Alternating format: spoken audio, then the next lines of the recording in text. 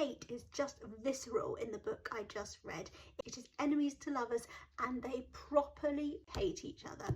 Ruth Stilling in Full Tilt has done an excellent job of really making the FMC and the MMC despise each other. They cannot stand each other. However, the fun thing is they can't just ignore each other. They love to wind each other up because they are like magnets. They are so drawn to each other, you just can't help but want them to get over their hate and discover that maybe there are some other feelings between them. I think it's safe to say in this book there is a very thin line between love and hate.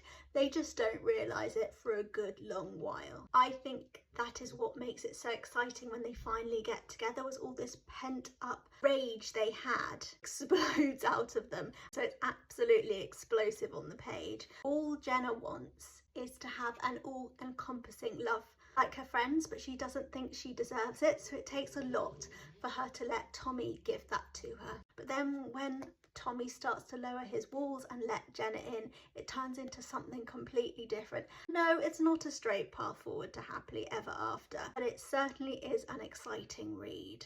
And what's really sweet is Tommy understands Jenna inside out. He knows exactly what she wants without asking, and it is just the sweetest thing to see this man who absolutely hated her, who enjoyed winding her up no end, become basically a kind of golden retriever for this woman.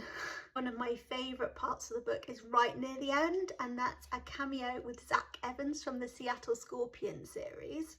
Although you can read this as a standalone book, it would be amazing. I think it's really worthwhile reading these books in order because you really understand Tommy's character a bit more if you have the full background from the Seattle Scorpion series. He's not in the series, but let's just say someone related to him is part of some of the storylines for that series, and it kind of explains why he's so hated, why he hates. It really does help if you read them in order. It starts with Boarded Hearts, which is Coach John's story, so it really is a good idea to read all the books. I really recommend them because they are all excellent.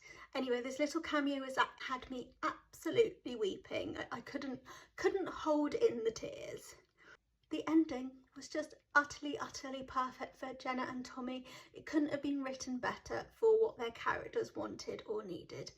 So this book just had me absolutely feeling every emotion that it threw at me. If you want something that is enemies to lovers with absolutely tangible, visceral hate that turns into an undying, passionate love, this is definitely the book for you.